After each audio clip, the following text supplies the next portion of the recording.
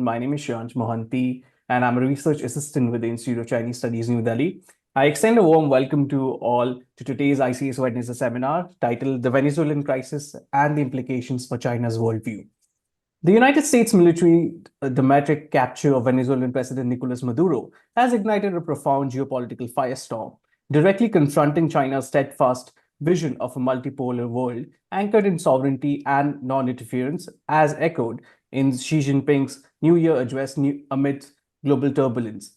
Beijing's fierce rebuke, denouncing it as a hegemonic overreach and a violation of international law, highlights the tension between ideological resolve and pragmatic defense of its billion-dollar oil investments, technical infrastructure extent, and the Belt and Road lifelines in Venezuela, testing whether China will pivot to fortified contracts, diversified assets, or bolder global South alliances. The crisis forces China to rethink its risks in areas under US influence. It could change China's plans for the Indo-Pacific region and its overall global view, where Beijing must firmly balance with its principles with practical actions during intense competition among major powers. It is my distinct honor to introduce our esteemed speaker, Dr. Gunjan Singh. She is currently an associate professor at the Jindal Global Law School, Opijindal University. Previously, she held positions at the Indian Council of World Affairs, Institute of Chinese Studies, and the Institute of Defense Studies and Analysis. Dr. Singh earned her PhD from the School of International Studies, Jawaharlal Nehru University. Her expertise spans Chinese foreign policy, China-South Asia relations, domestic politics in China, Chinese media, cross-strait relations, and space security. She has published extensively in renowned journals, including the Journal of Asian Security and International Affairs, India Quarterly, Strategic Analysis, and Harvard Asia Quarterly. Dr. Singh also co-edited the book Space Security and Global Cooperation. It is my distinct privilege to introduce today's chair, Dr. Hemant Adlakha. He serves as a vice chairperson and honorary fellow at the Institute of Chinese Studies, New Delhi. Previously, Dr. Adlakha was professor of Chinese at the Center for Chinese and Southeast Asian Studies, Jawaharlal Nehru University, New Delhi. His research focuses on political discourse in the People's Republic of China, modern Chinese literature and culture. Dr. Adlakha is a member of the editorial board of China Report as well. I now hand it over to the chair. Over to you, Dr. Adlakha. Thank you so much. Okay. Can I come in now? Yes, sir. Okay. Yes. I had to ask because I can hear you, Sheetal, but I could not hear Shriyansh at all. I hope I will not embarrass myself by not responding to if he had addressed anything specifically to me. But let us leave it at that. Well, I welcome everyone back to another edition of ICS Wednesday seminar. As the details have already been explained to you, so I will not repeat that. And I will, of course, exercise the prerogative and the right I have been given as chair to make any introductory remarks. Gunjan, of course, I've already mentioned to her. We are all familiar with Gunjan, and I think she is extremely qualified to discuss the topic she has chosen for today's webinar with us. And I don't want to come in the way between Gunjan and all of you, but I do have a couple of observations which I wish to spell out before we hear Gunjan's analysis of what happened in Venezuela. I mean, I'm actually forcing myself into sharing these observations because I've seen in the international media and also in the Indian media, the reports as well as the analysis or discussions of what happened in Venezuela on January 3rd. And the Chinese reactions to that has not been actually very objectively or discussed in details. What we have read in the reports and discussions on China's reactions have largely been confined to either the statements of the top leaders of the PRC or the CPC or the Chinese Foreign Ministry spokesperson's reactions.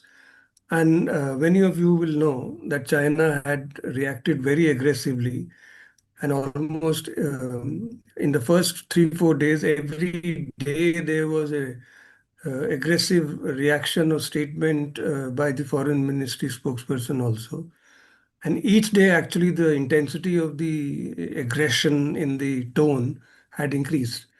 But then nothing happened after that, as far as the so-called quote-unquote action is concerned.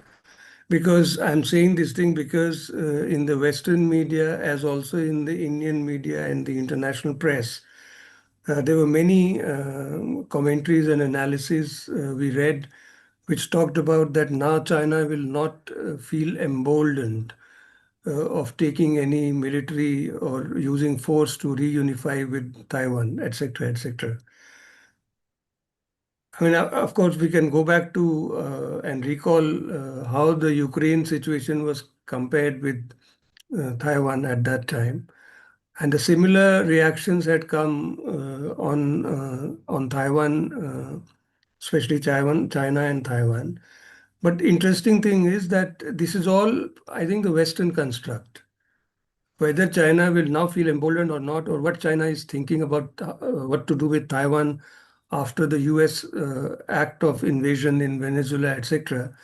And there's nothing either in the Chinese leader's statement or in the Chinese commentary or Chinese discourse how it impacts Taiwan when looked at from Beijing.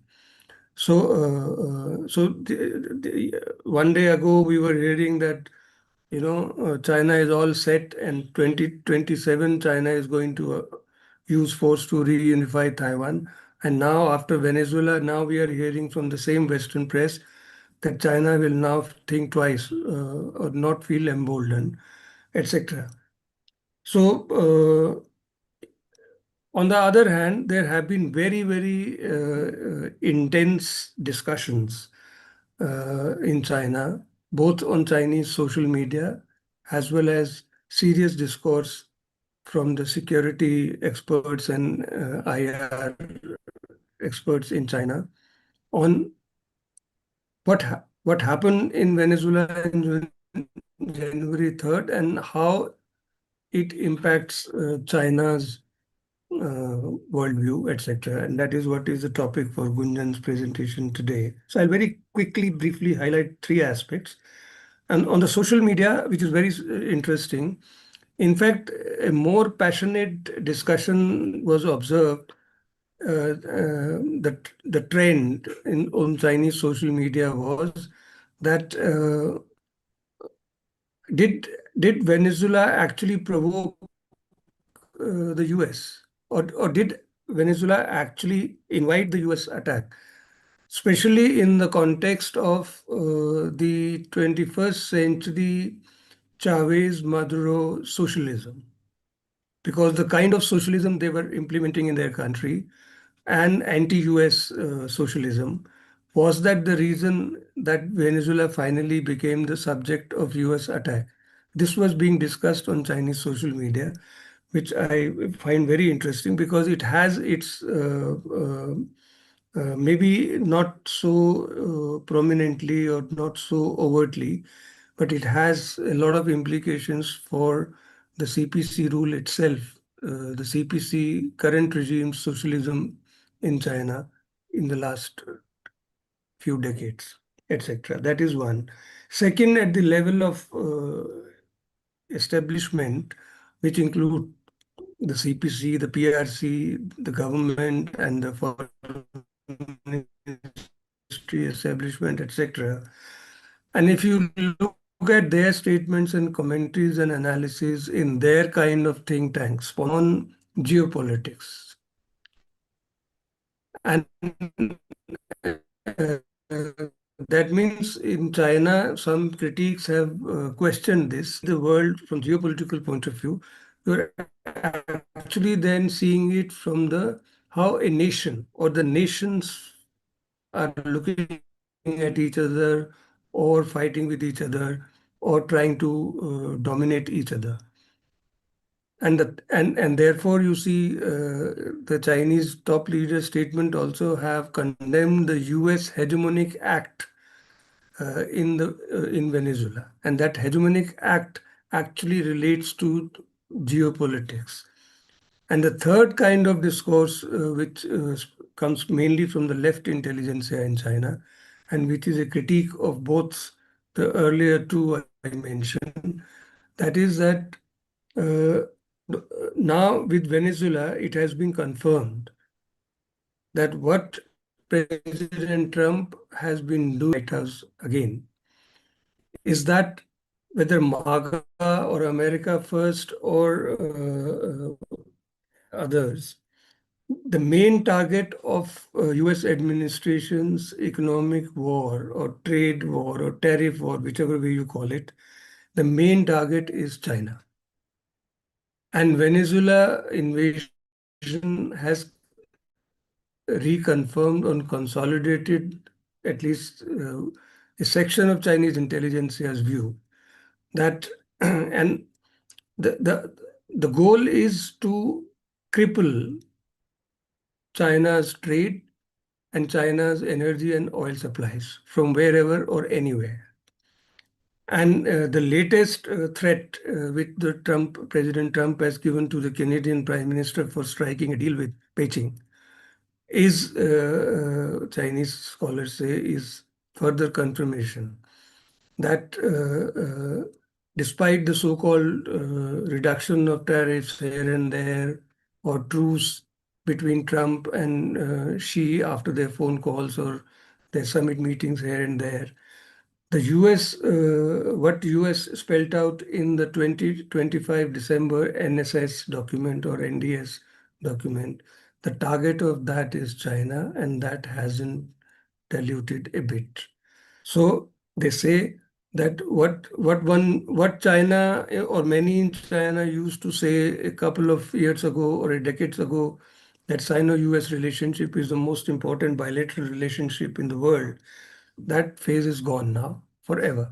And now they are defining Sino-US relationship as the sharpest contradiction in the world politics today.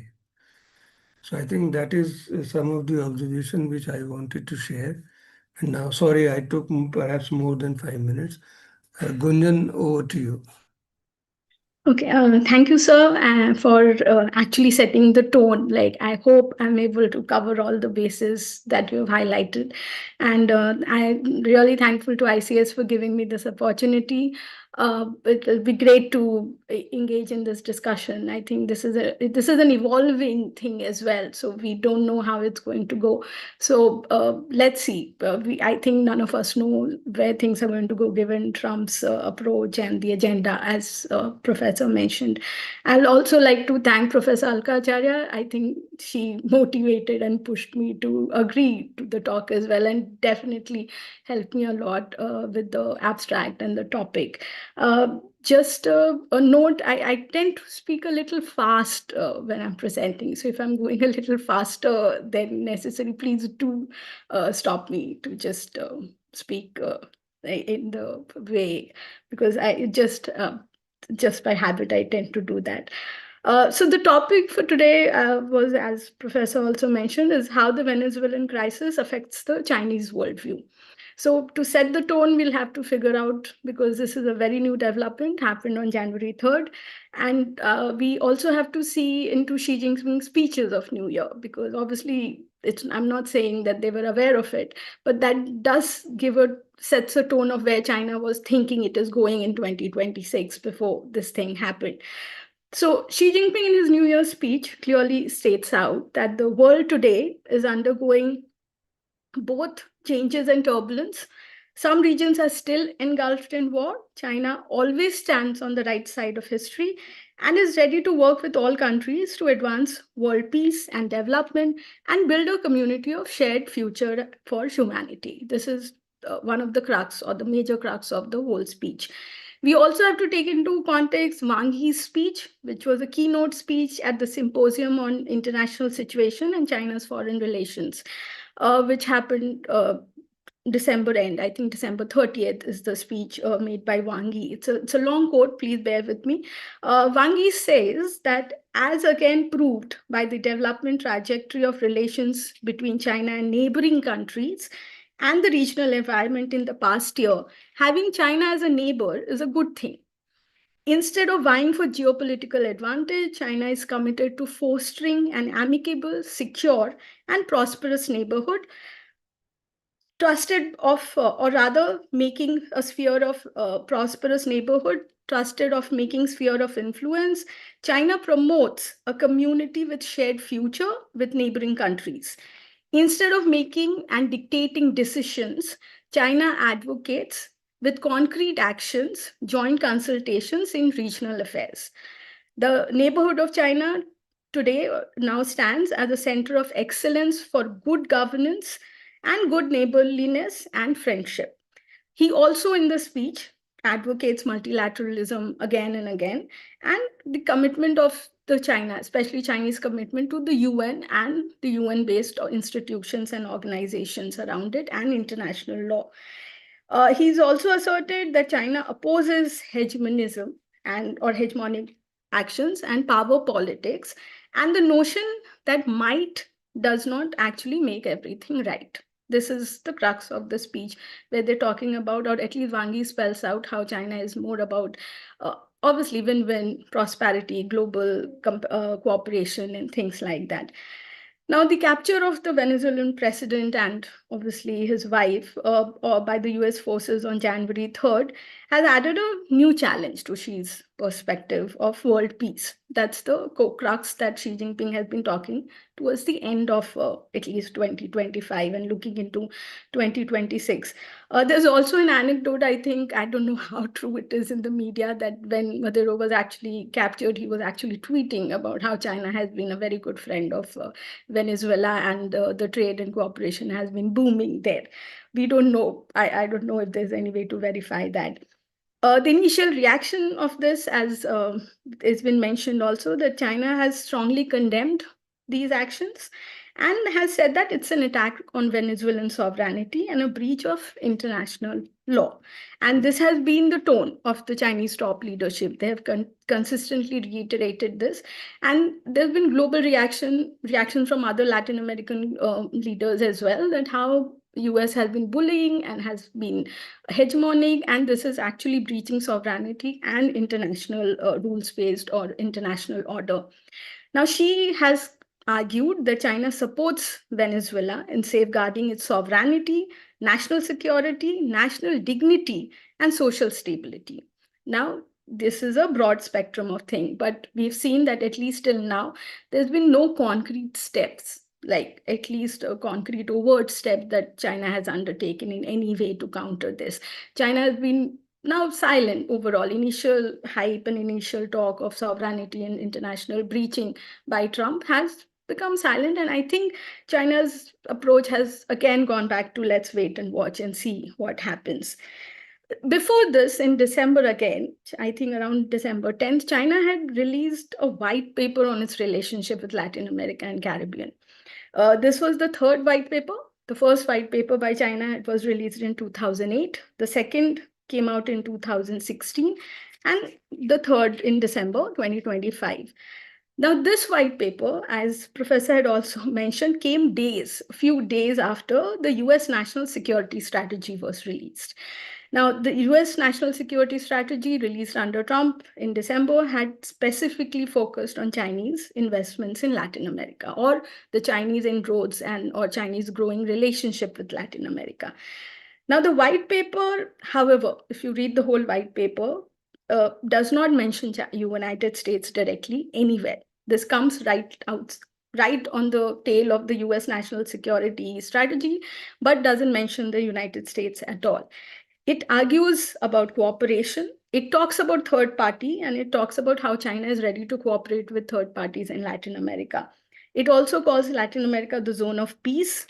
The document actually focuses on a multiple level of cooperation. It's just not focused on commerce and investment, but actually looks at the range of Chinese investments or interactions or inroads that China has made in Latin America over the years.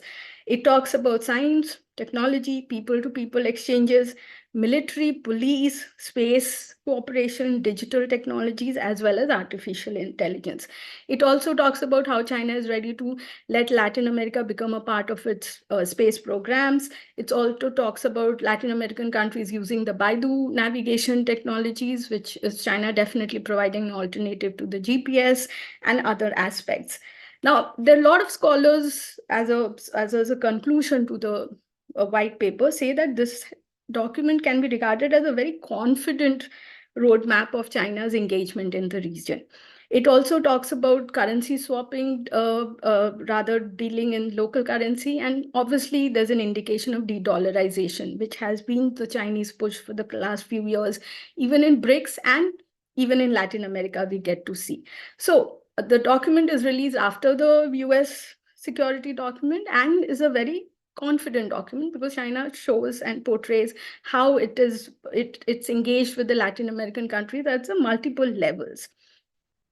Now, there are also reports that like in December, China had apparently conducted or the Chinese PLA had conducted a simulation exercise, which a lot of Western media interpreted as something that if China has to fight a war in the Western hemisphere, it can deploy it. It was more of a exercise conducted vis-a-vis what will Chinese military do if it has to fight in the Western hemisphere.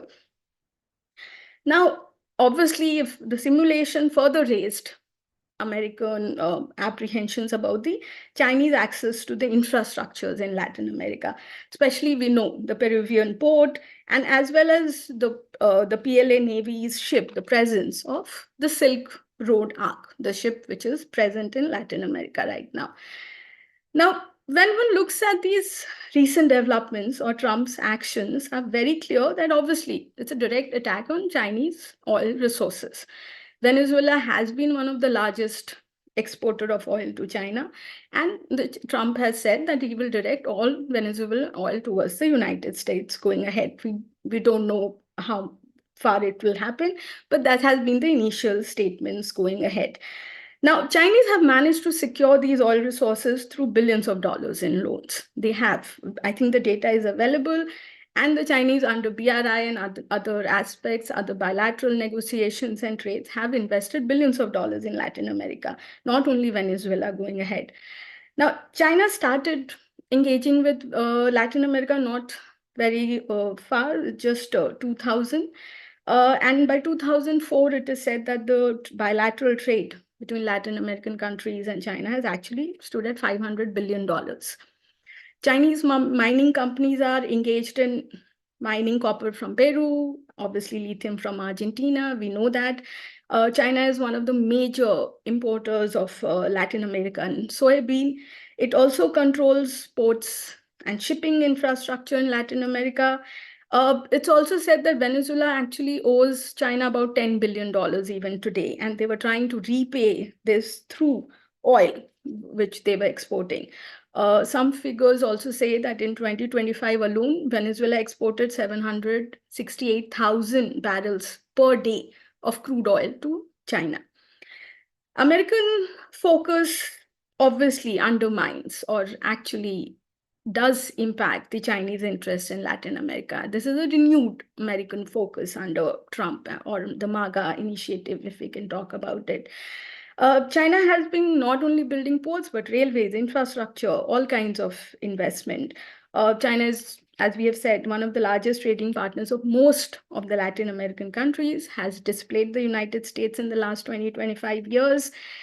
It has not only done that, it has also extended aid and credit of around $303 billion between just 2000 and 2023, as per aid data information. Now, between 2014 to 2023, China actually extended $3 for every $1 in aid to the region by the United States. So the Chinese aid to the region has been 3 times of what the United States has extended in the last 10-12 years. Chinese banks have increasingly become very active in the region. Obviously, China has green leverage. These are not been done under any benign pretext. We know most of the assets, infrastructure, railways, roads, ports that the Chinese have access to can be dual use. And this is something that definitely creates unease for the United States.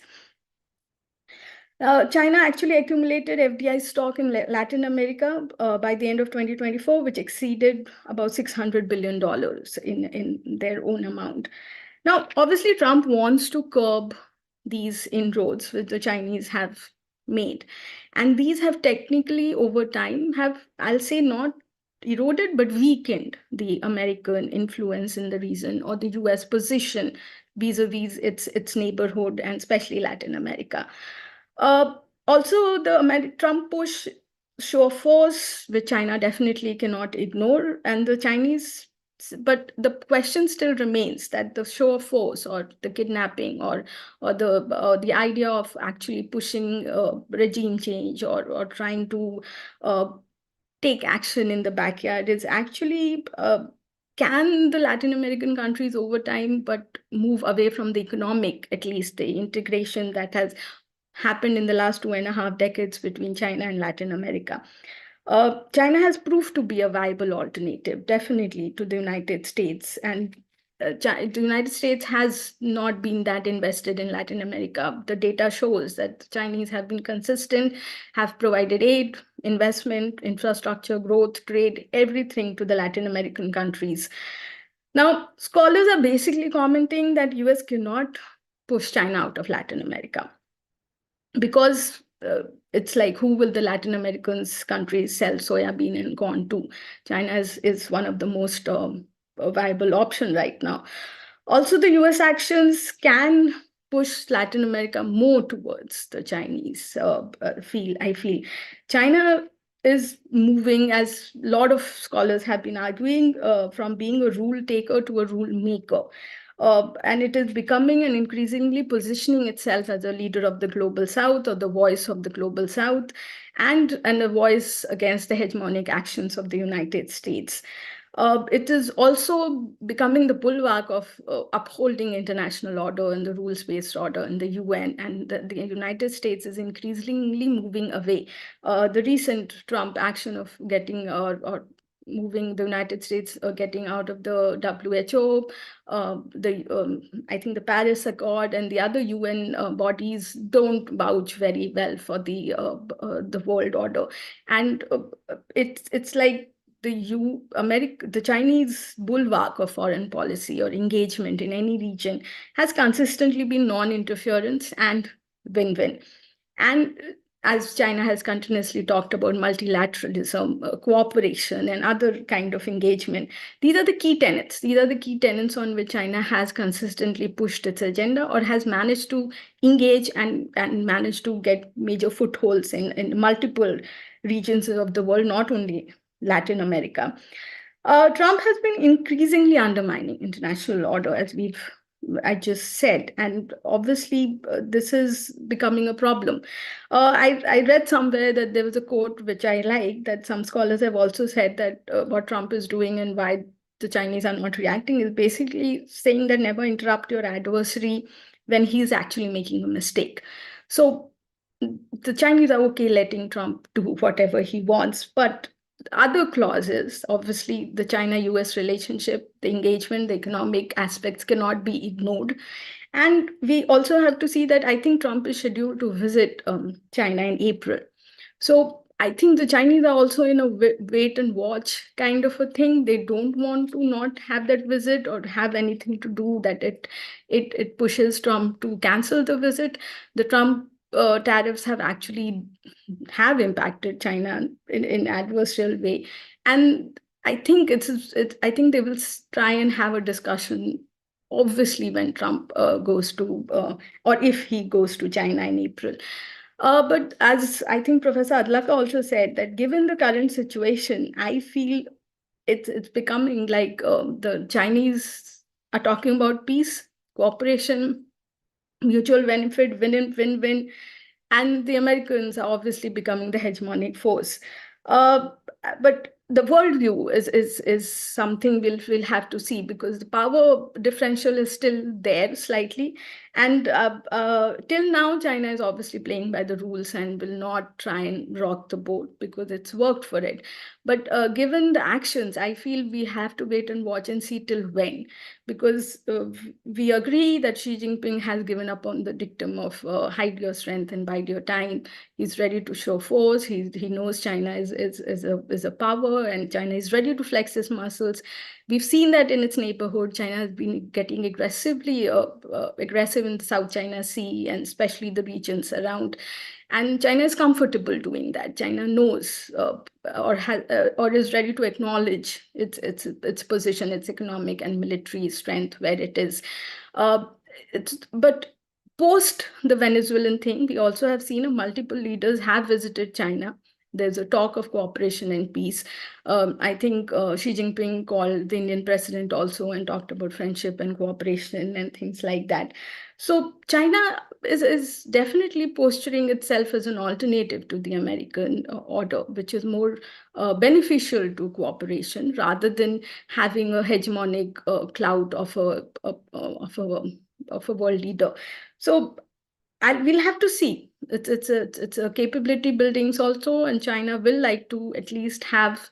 I think the Chinese know that they cannot maybe take on the US right now, but as Professor Adlaka also mentioned, there's this weird dates and datas that float around. Vouching them is a little problematic, but there's also talks that by 2035 China will be able to match the American nuclear capabilities. So that might be the tipping point, because that changes the whole deterrence narrative as well, and might provide China with some confidence to actually engage militarily in regions which are not its technically sphere of influence, if we can use that term. Thank you, and that's all I have to say.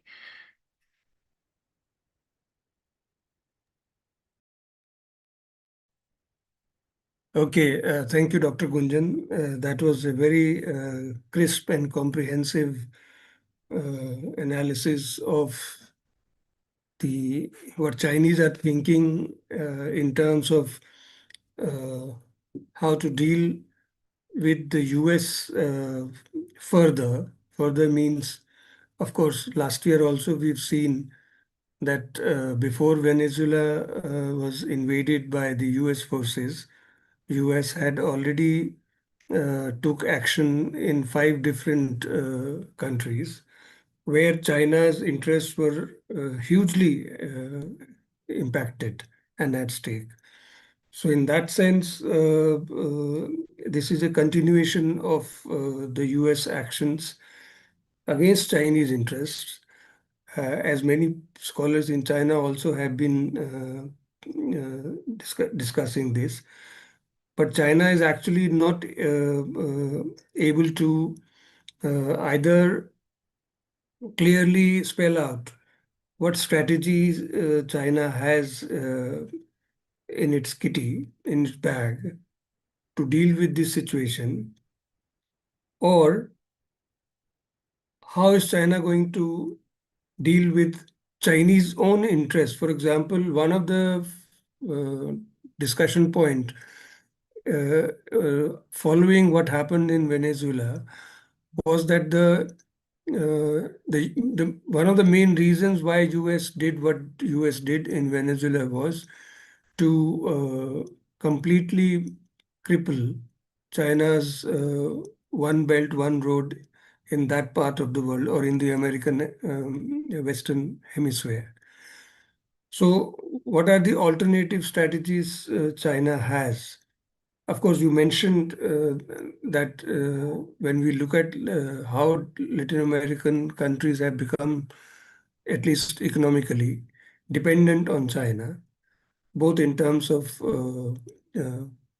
aid and in terms of construction projects and trade, etc., etc.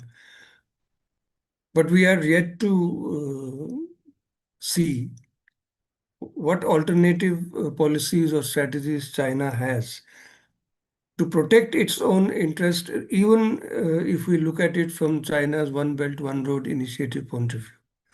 So that is the challenge. And as you also mentioned, there is this feeling, you referred to the upcoming visit, at least proposed visit of President Trump to Beijing in April, and whether that will be affected by the series of these events or not. That, of course, we are yet to see. But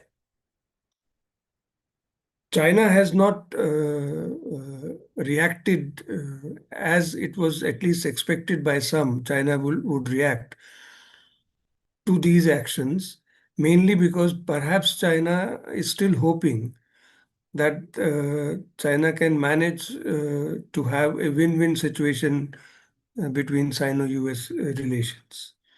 That's at least one school of thought. Therefore, China is not interested in either taking a very hard stance towards America or a confrontationist attitude towards America. Because even if you refer to, even in the Latin American context of de-dollarization, etc., but let us also not forget that de-dollarization is also going to impact China more than any other country. So China is aware of that also. So anyway, with these concluding observations, I once again thank Gunjan for a very comprehensive presentation, and open the discussion now. I'm not able to see the questions in the chat box. If there are any, Shreyansh, would you please read them out one by one? Yes, sir, I'll definitely do that.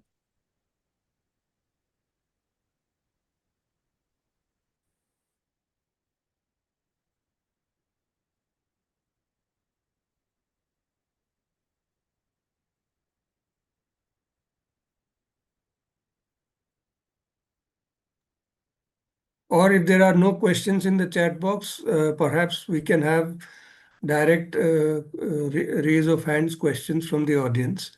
Yes, sir. And if anyone would like to ask a question, please go ahead.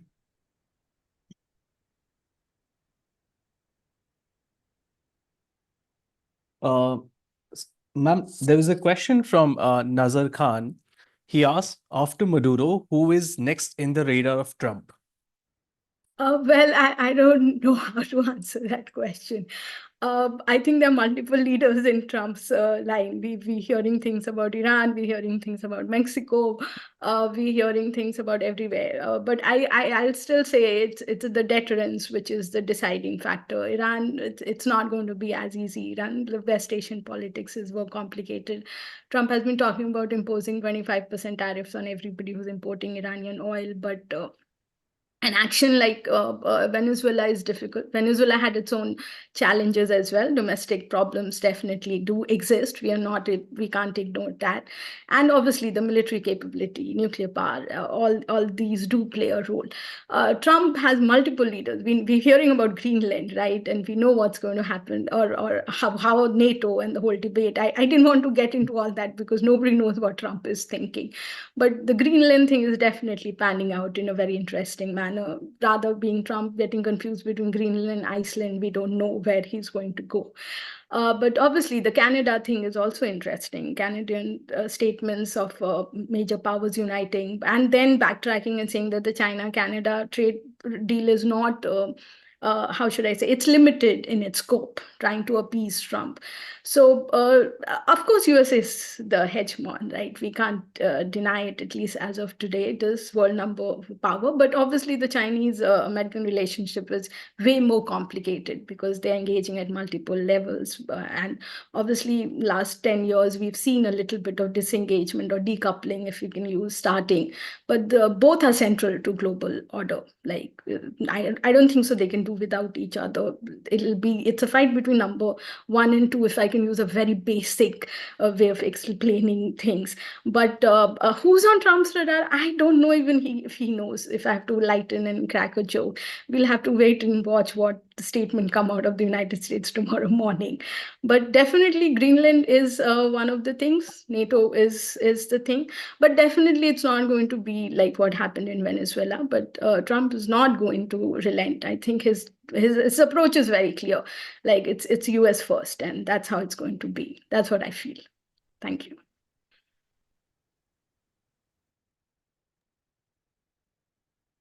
Okay, next, anyone?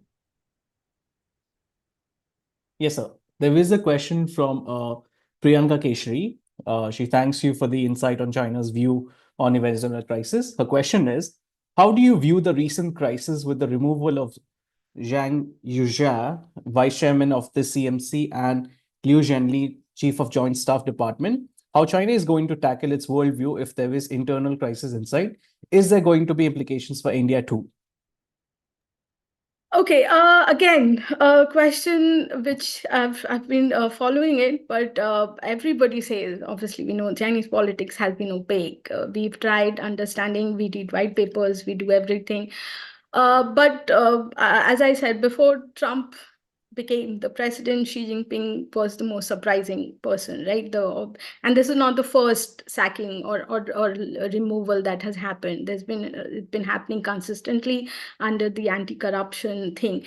There are reports which say that he actually shared nuclear details with the United States. Then I read that obviously it sounds pretty, it's a very lame reason to be given. He himself is a princeling. His father was an admiral or a general in the army.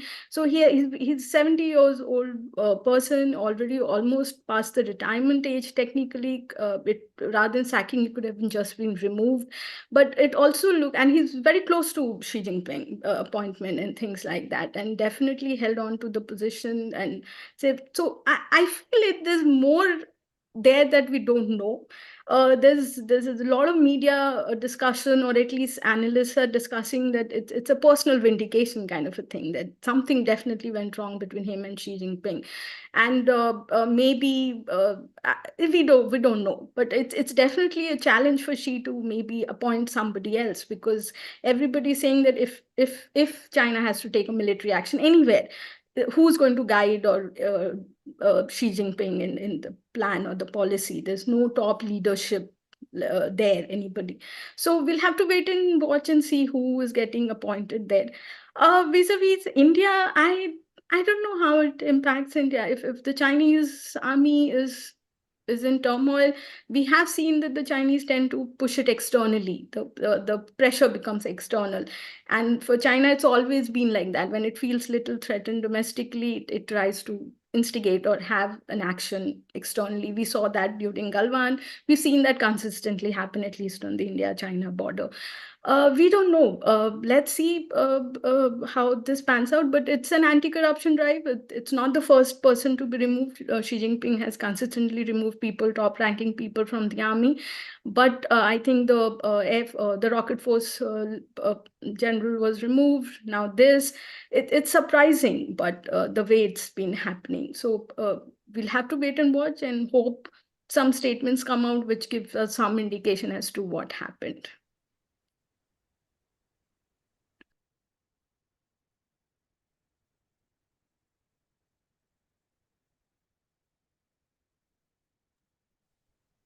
Okay, Shreyansh, any more questions in the chat box? Yes, sir. Just another question just came up. This question is from Akshat Maini. He's a research scholar with JNU. The question is, there has been chatter surrounding a similar operation possibly being carried out by China against Taiwan. While this remains firmly in the realm of speculation than in reality, in your view, were this to happen, would America's actions not be used as a precedent to legitimize a similar Chinese operation? Furthermore, could you please elucidate on whether the Venezuelan operation serves a short-term aim, or is there any other long-term aims that are not yet fully understood?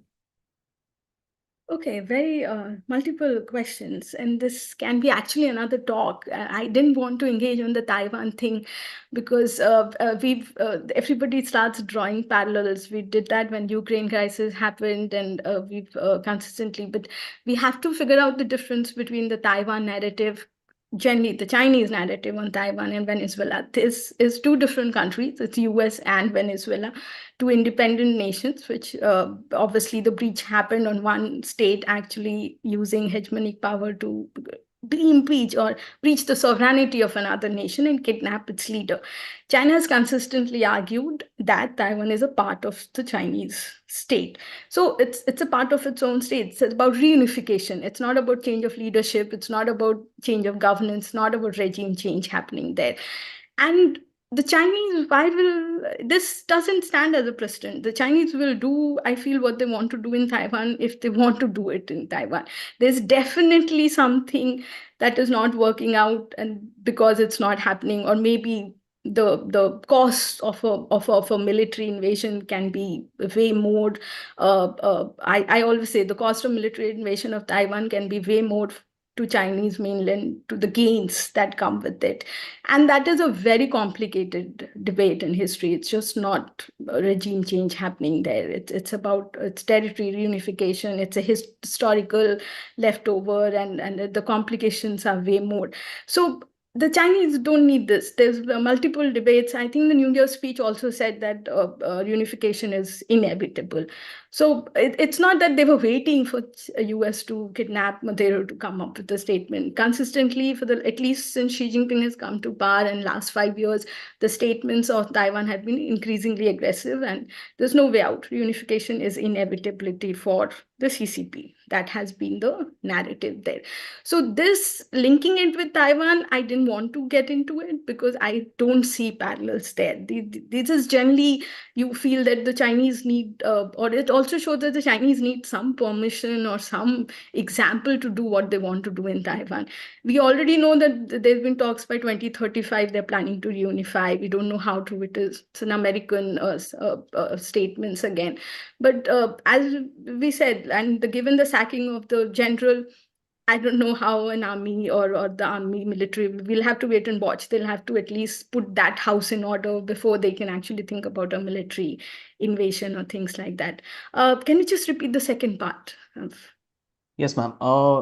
Could you elucidate on whether the Venezuelan operation serves a second short-term aim, or is there any long-term aims that are not yet fully understood? Trump's long-term aims, I think it does. It's a long-term goal, right? It establishes that he's committed to the thing, and it's not only a talk of making America great again or trying to counter Chinese inroads in the American sphere of influence or American neighborhood as US considers itself. It also establishes Americans as the hegemon, right? They actually flouted all global international rules-based order and did what they wanted to do. So it also shows and reinforces without actually getting into a direct conflict that the US continues to be the superpower. It is, and it has reinforced itself to do that. So to see that the Americans are trying to look for cooperation, or they're trying to or they'll adjust with another power, all that is moving out of the question. The Americans are going to push till they have, because the world, I think everybody was thinking that, oh, the Chinese have invested so much and they will do something, and the Chinese have not done anything. It's at least till date, they've not done anything. They've spoken, they're posturing. And we also know that it's linked to Trump's visit to China in April, if it's going to happen. So the Chinese know that the American-China relationship is still crucial. It is definitely very crucial for them. And a long-term plan, obviously, it changes the whole narrative in Latin America as well. Now they know that the Americans have taken a cognizance and they can do what they want. And this is what the US has consistently done when it has tried to show its power, right? That you don't challenge the American supremacy. It's our backyard, or it's our sphere of influence, and we are still capable of doing what we can do. So I think the one kidnapping has raised multiple questions, right? Like, NATO is trying, the Britishers are trying to convince and say that they were a part of the whole war on terror and how they committed to it. So obviously it's actually everybody is reinforcing how they have stood by or how they have done things in the way that they were supposed to do. But obviously it has impacted NATO in not the right way. I feel the American trying to question that will cause some challenges, but we'll have to see if, I don't see Europe having any other alternative yet, but let's see how that pans out. The long-term goal is set. The Americans have at least pushed any questions about what they can do or if they want to do something for at least a few years in the future. Thank you, ma'am. I don't see a question next. I do have a question though. So there is a lot of unpredictability aspect which has always been termed with respect to Trump's policies lately, but much of what he has done actually relates to what his policies have been, especially from people who are guiding his policies. For example, long before Marco Rubio was appointed as a Secretary of State, his previous stance on Venezuela was exactly what he has executed on ground. And not just him, but the entire national security apparatus that exists also has guys like Elbridge Colby, who serves as the Department of War policy making. He recently released that document, which was released in January 2026, which explicitly states what his point of view is also with respect to Indo-Pacific and also keeping the spheres of influence intact for the United States. So, and especially all this in light of three recent, or at least one of them upcoming, with the Canada Prime Minister's visit, with Emmanuel Macron's visit to China, and also upcoming, I think, Keir Starmer of the United Kingdom might just be visiting China. Three of them happen to be key allies of the United States. And is there any hint of all of them at least trying to venture out Chinese way, or at least some kind of a partnership with China to secure a front with them, so that when the United States might just not have the most beautiful relationship that they have with all these allies, they can always pivot to China? Are they looking for something?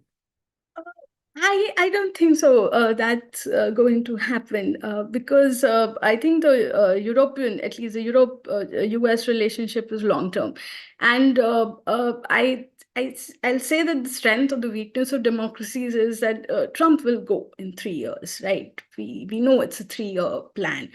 Xi Jinping is there for life. And China is there for ever and ever. And the US institutions are way stronger than, I'll say, Chinese institutions, because China has consistently been, the amendments, it's one-party rule. They do what they want to do. I'm not saying it's not what Trump is doing, but this is the way it is. And democracies have an inherent strength of people's pressure and things like that.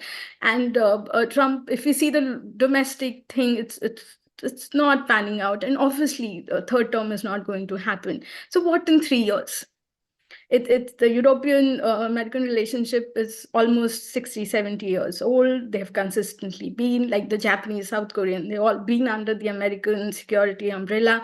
Now, I think they all know that this is 3 years, and let's just see, because next elections will be something very different, right?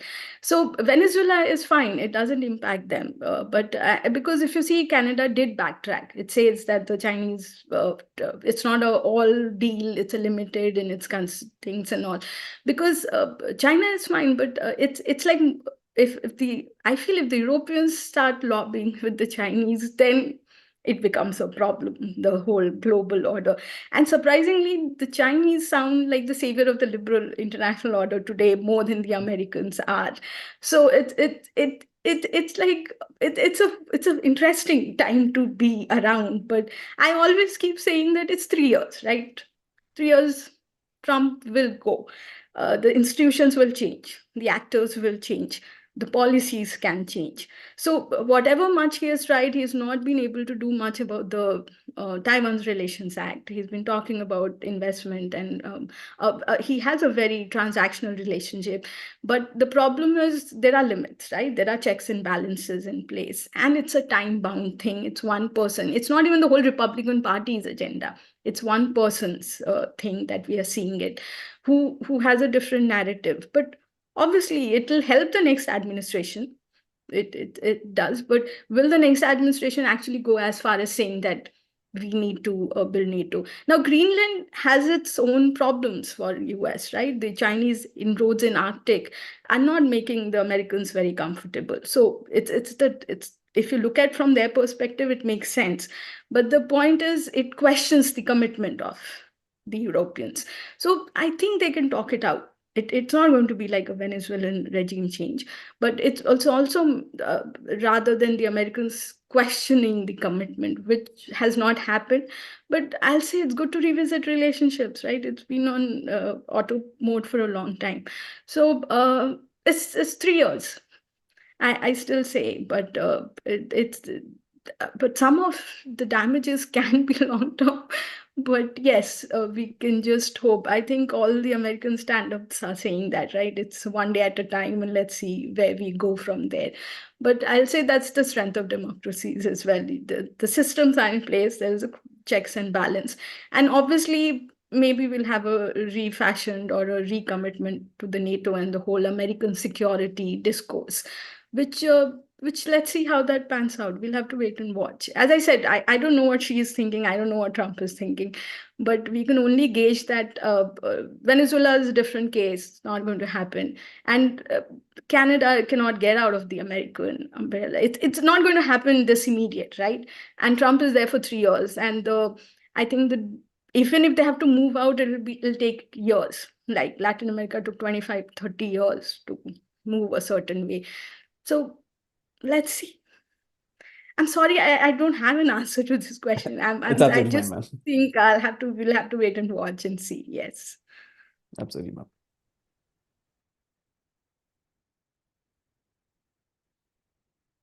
We don't have a question in the chat box yet, but people, if they want to ask questions, they can also raise their hand option and we can have them.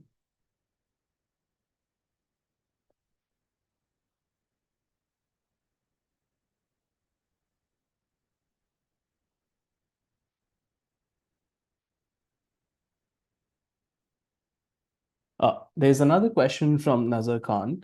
Do you think 3 years are enough time for China to narrow the gap with the US on many fronts? On what front? But why does China need to narrow the gap? I'm just saying that 3 years later, Trump is going to go. The debates will change. Narrowing the gap is not going to happen this soon. But it's not about narrowing. It's about, how should I say?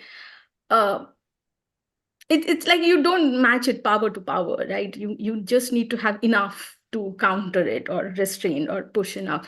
And I think the Chinese have it. Like it's consistently shown that the Chinese have it.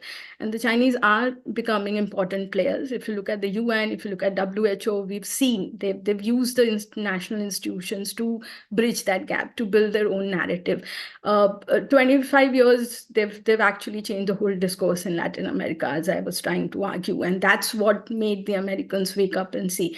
The Americans' withdrawal from WHO will give them another opportunity to have another influence of win-win and being the upholder of liberal international order. They're the ones talking about climate change. They're the ones who are talking about renewables. They're the ones who are trying to show that they're ready to do things about the humanity. And that's what I'm saying. It's a weird world to live in when China looks like the upholder of liberal international order and talking about human security and climate change and the challenges to global order, while the Americans are just talking about securing their political, geopolitical interests. So 3 years, I don't think so. The Chinese need 3 years. They're there. It's like the Americans are reacting to what the Chinese have done till now. So it shows that the Chinese are already a power. Otherwise, the Americans wouldn't have reacted the way they have reacted. It's becoming a global challenge. Like you have a simulation and the Americans get worried. So it's not like you need to fight it. I think it's I like the whole revisionist state and this discourse and the changing of power dynamics. It's just that you need to feel that the other person is right there. And I think the Chinese are there. And Xi's aggressiveness has clearly shown, at least in South China Sea, that the Chinese are there to stay. Their blue water navies, they're already looking for bases. So they're on the right track, and they've done that in the last few years consistently. So I don't think it's a 3 years time frame. I'm just saying that the Americans have just 3 years to do what they have to do. The Chinese are there for the long game. They've always been there for the long game. Thank you, ma'am.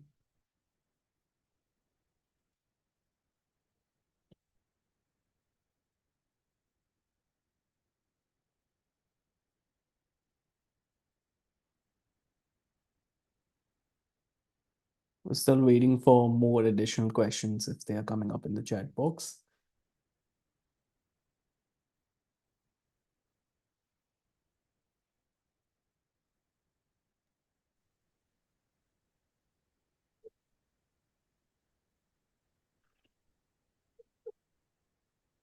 Okay, since we are waiting for more questions to come up, let me flag one point, and maybe Gunjan, you can respond to that. I'd mentioned it in the opening remarks also, that the kind of action the US took in Venezuela, and if I mean, there's one thing which did not come up in the discussion today, but if you go back to a few days before the 3rd January US invasion, US had also seized an oil tanker, a Venezuelan oil tanker, which was carrying oil to China. I think its name was the Centuries. And as I was mentioning earlier, that in many in China see all these various acts of the US in smaller countries, in different regions, etc., ultimately a step forward to carry on or to continue with the economic war against China through other means. So my just thinking aloud, and my hypothetical question to you would be, in the context of today's discussion, that if such, given the past 1 year, what we have seen, what Trump has been doing, that and if, as the Chinese believe, that the ultimate target of MAGA, of course, it says "Make America Great Again." How is America going to be made great again? The Chinese say that they will make America great again by destroying China. Because both Republicans and Democrats, they agree on this thing, that China is now the perhaps not only the biggest, but the only existential threat to the US hegemony. So if this is what is happening on the part of the US vis-a-vis China, then my question is, how long the Chinese are going to wait and watch, or wait and see, that how to deal with this American strategy. This is different from containment of China in the past. This is completely crippling of China.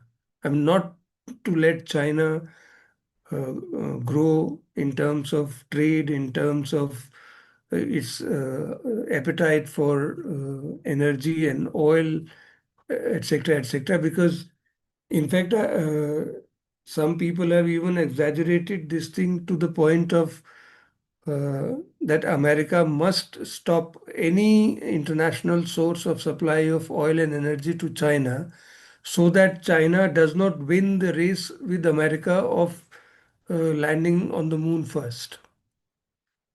Because if they don't have fuel, if they don't have energy adequately, then all their such efforts and experiments and strategies will fail. I mean, this is, of course, sounds very exaggerated, but when you come to geopolitics, perhaps nothing can be seen as exaggeration. So my point is, how long China is going to wait patiently and not take at least some actions, if we now believe that Xi Jinping has been completely acting differently from Deng Xiaoping's hide and seek kind of mindset, then what is it? What is stopping Xi Jinping? I mean, for example, will China take the initiative and say to Trump that, sorry, you're not welcome in April? Okay, lot of difficult questions, but obviously, like the MAGA narrative of destroying China is not doable. It's like if you destroy China, what do you do with Americans, right? Like the consumption, the trade, the consumers, the people, everything. It's a very interconnected relationship there. So they can restrict, they can control. But we saw what happened with tariffs. I think the data really shows that China still has had trade surplus of $1 trillion or something, even in spite of tariffs and everything and going ahead. So China has made itself central. And COVID told us that, right? Supply chains and the world is on a standstill if China is locked down. Uh, Obviously, they've tried, right? The AI war and the technology and the chip. The Americans are trying to control the growth. Obviously, they've suddenly woken up and they're saying that if the Chinese get the chip technology and everything else, then obviously they're number one. Like that's the edge, that the technology superiority of the Americans, that it's keeping them where they are. And the Chinese are getting there as well. They're investing in chips technology and stuff, and they're consistent. I think China knows what it needs to do next in order to counter it. So stopping is you can I'll say you can put roadblocks, but you can't, because it's not only the US that the Chinese are engaging with. Every country has a stake in keeping China at least stable and stuff, because it's the repercussions are going to be global. And I don't see that the whole world economy trying to take the impact to the extent to thing. The Americans obviously under MAGA is going to put roadblocks. They're trying to push the gap. They know that the Chinese are narrowing the gap. I think I read a book which said that by 2050, China is going to be very close to the Americans, and the Americans will have to adjust to multilateralism. So the Americans can be the number one amongst equals, but the gap is going to be bridged. The Americans, if you look at the Chinese in the space, they're doing better than the Americans today. They've overtaken the Americans and the Russians immeasurably. And it's not only geopolitics. Space is also an economic thing. The Chinese launching vehicles are better. They're making money. So they're a major share of that economy as well. So obviously, stopping oil or making oil more expensive can be done. But who has the appetite for so much of oil but China, right? So if I'm a country that is supposed to be selling oil, why will I stop selling oil if the Americans ask me to do that, if I'm making money? Because it's the geoeconomics drives itself in a different way. Like Russians are still selling oil, you have sanctions, and still the Chinese managed to have $1 trillion in trade surplus. So it shows that the Chinese are central. I'll say they cannot destroy China or stop China, definitely. That's going to be an extreme scenario. But they're definitely trying to put roadblocks. The Venezuelan thing, the capture of tankers, to redirect oil from Venezuela to US and not to China, is pushing China to look for alternatives. But it is one of the largest markets for oil and natural resources. So what do you do? What do the other countries do? Why will the whole world listen to the Americans when the Americans are not trying to be, or the Americans are trying to change the narrative of win-win and cooperation, with the Chinese upholding?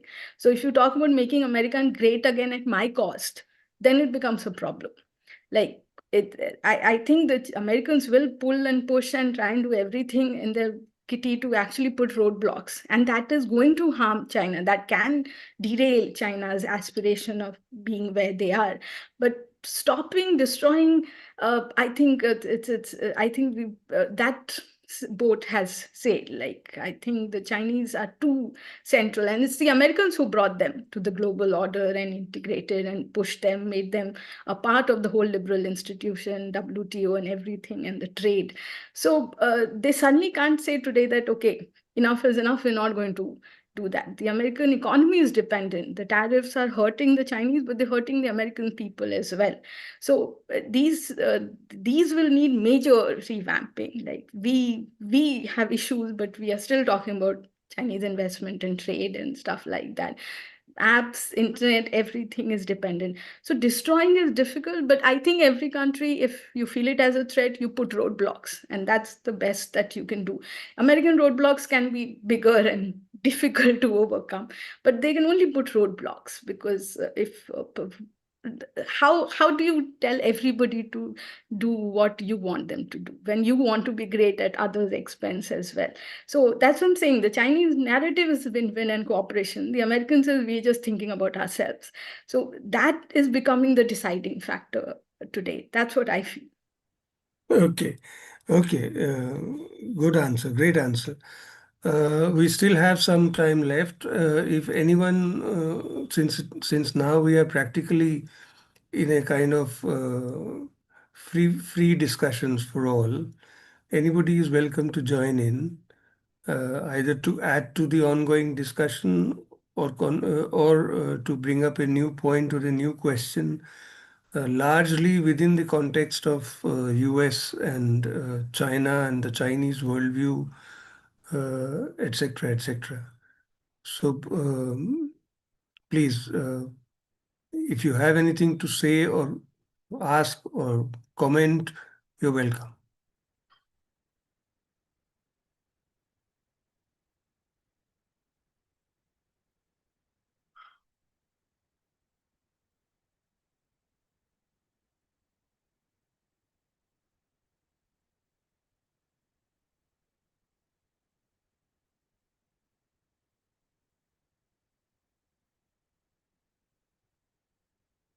Okay, since everybody seems to have run out of ideas. So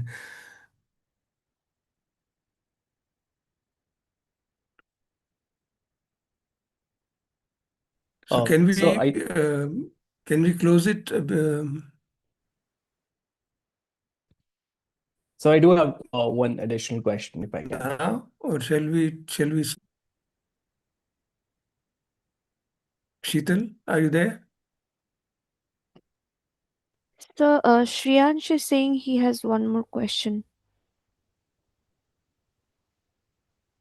Okay, yeah, please. We need more questions. Yes, sir. Yes, sir. But someone, sorry, I'm like, in interrupting, all honesty, Shriyansh. Someone will have to repeat your question for me because I'm not able to hear you.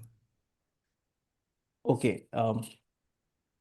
So my question is primarily, ma'am, based on a certain revamp or a ramification for what they call, like, after Venezuela, that the United States might just be targeting Iran for a matter.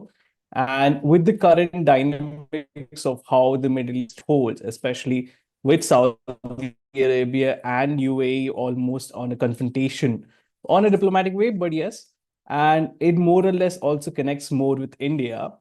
And there is, of course, one additional debate which goes around in India lately, because I specialize in Indian foreign policy. So I might just add that context, that with respect to how India did not purchase the Venezuelan oil and the Iranian oil because of sanctions ramifications, do you think we reversing the policy in the longer run? Okay, if your voice was breaking, Shan, so you want to say that will we revoke the policy of not buying Iranian oil? No. So earlier we followed up with the principle that if the United States is putting up a sanction on purchasing Venezuelan oil and the Iranian oil, then currently with respect to how the relations has been with respect to India and United States. Will India be changing that policy and might just be buying that oil? Because if you look at it from that perspective, China continues to do so irrespective of whether the oil. Okay, I hope I've got your question that given the current situation of India-US relations, will the Indians revisit their decision to not buy the Iranian oil and other things because of the threat of the tariffs that are coming from the United States? See, the threat of tariffs are definitely there. We've just signed a deal with the EU, and we still don't know how strong or what other how they are going to be. I think we've pushed towards major relations with the UAE as well. I think the visit happened recently, and obviously it shows that there's a pivot. But as we are saying that tariffs, the Americans have pushed the tariffs a little too much now. I think like anything they don't like the other countries doing, Trump is like, I think there was a time that he was saying 500% tariffs on the Chinese and things like that. So obviously they've tried to push the Indians to reduce the oil buys from the Russians under the tariff threat.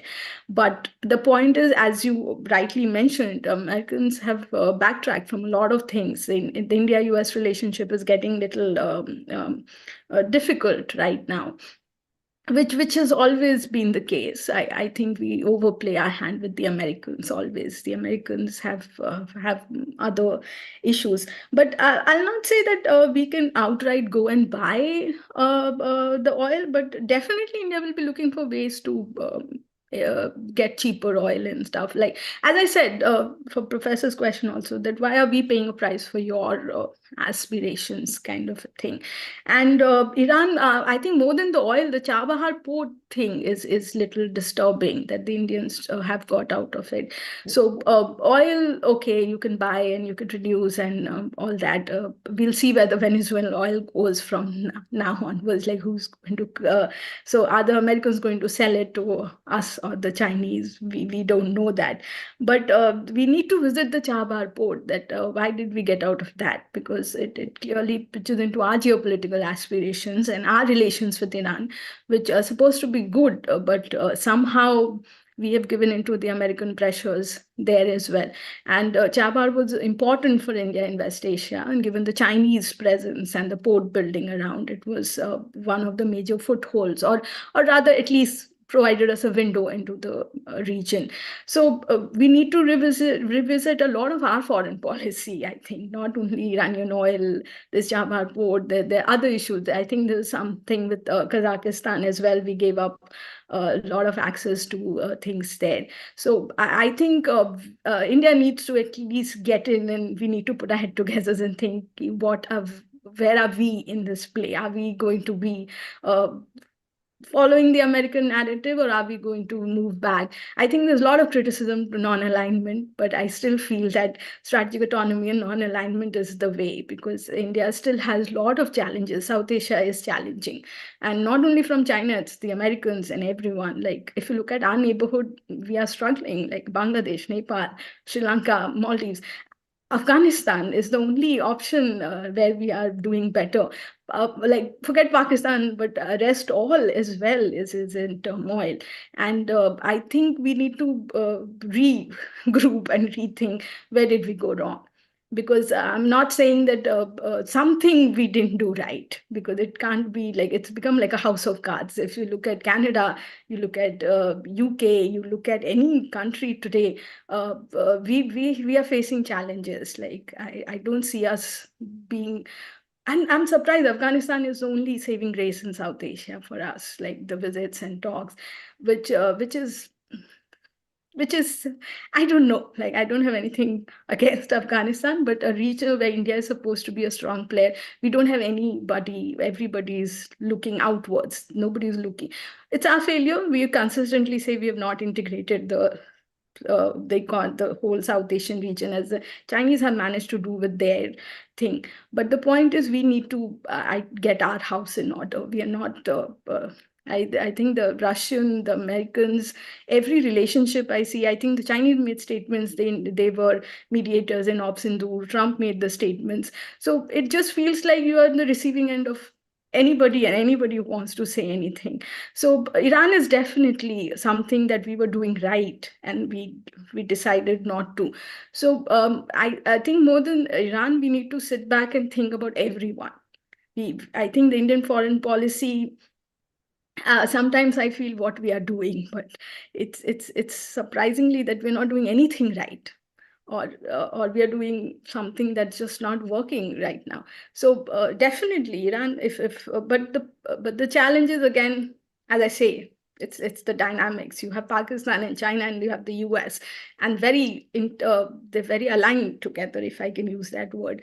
So are you in a position to actually go against one, then you go against all in this situation then? So how do you carve your own space again back? Rather than it's more like taking your space back right now. Because I was very surprised when we gave up Chabahar and the Kazakhstan thing, because the Americans were not happy with it. So why do you want to make Trump so happy? That's my question. Okay, as now we are inching towards the end of this discussion, let me bring you back, Gunjan, to the original topic of our today's discussion and conclude on that point. There's another point which did not come up during the discussion today. I was very curious to know from you if you have come across either, I mean, of course, it's very difficult to come across on such a topic from the official Chinese sources. But if you have come across anything from the gossip press in Hong Kong or Singapore or else other sources on, as we all know, that on the day of when the US invasion took place in Venezuela on January 3rd, a special Chinese envoy was there talking to Maduro. And later on, of course, some reports said that when Maduro was kidnapped, I mean, quote unquote, kidnapped, the Chinese special envoy was still there in Caracas. And the Chinese have been totally silent and tight-lipped on that. I mean, and this is very strange because Chinese special envoy had gone there perhaps to assure Maduro that Chinese are fully backing him up and Chinese are standing with him. And the action happens while the Chinese envoy was there. And we don't know because not much credible reports had come thereafter that what happened to the Chinese envoy. I mean, was he also, I mean, where did he disappear? Or why didn't Chinese, I mean, once or twice in the Beijing Foreign Ministry press conference, some foreign journalists did raise this question to the Chinese Foreign Ministry spokesperson.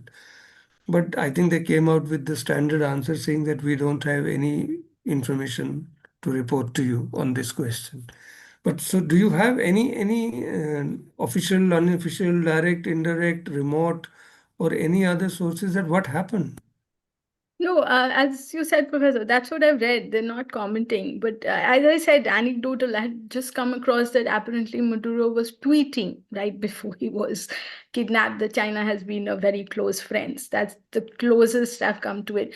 But if there was a Chinese envoy and the kidnapping happened right during his presence, I don't think so the Chinese are going to acknowledge it under any official thing, because it actually looks like the Chinese were totally taken by surprise and they couldn't do anything there. So I haven't because I read through the statements, obviously the top leaders and others, but obviously they're not talking about the special envoy. But I will try and figure out and read more about it. It didn't come. The only thing I read was about the tweet, which sounded very like anecdotal that he was doing that. Nobody knows if he was doing that or not doing, but it looks like Maduro was leaning or was completely close to the Chinese friendship and dependent on Chinese support, which hasn't come through definitely. So I haven't come across that at all. Okay, no, I just wanted to know if you knew further on that, because I did read a Chinese report in the Chinese media where it was mentioned that very unusual for the Chinese top level decision makers, because within 3 days of January 3rd invasion, the Chinese top level decision making institution or mechanism, whatever we call it, had analyzed the whole thing and come to a conclusion about the US action in Venezuela at the highest level. And their conclusion was that this was and of course, this was a challenge to the Chinese diplomacy, that when Chinese special envoy was there and disregarding or disrespecting that fact, and the US troops moved into the Venezuelan capital and arrested and kidnapped and hijacked and took away the president and the first lady. So this was I mean, Chinese in their internal assessment did see or evaluate this as a challenge to the Chinese diplomacy by the US. At least this was mentioned in that commentary or report. And this was also interesting that Chinese immediately held meetings at the highest level to discuss the issue and to reach to a conclusion or to arrive at an assessment that how to assess this whole thing, because this has not happened in recent past. Okay, thank you. Okay, so I think with that we come to the end of today's discussion, and I'll of course as chair formally thank our speaker Dr. Gunjan Singh, and to all the participants who joined us in the discussion, and the every participant online. And with this, I think I hand the floor back to Shriyansh or Sheetal to conclude formally. Yeah, thank you so much, sir. With this, we come to the end of today's seminar. We thank Dr. Adlaka and Dr. Singh for gracing today's seminar with their presence and for giving us their positions and the previous time as well. We also thank the audience for joining us today. The video of today's seminar will be available on the IC's YouTube channel. We extend a warm invitation to all for the upcoming Wednesday seminar scheduled for 4th February 2026 at 3 p.m. IST. Details about the event can be found on the IC's website, or you can subscribe to our newsletters for regular updates. Thank you everyone for joining us today.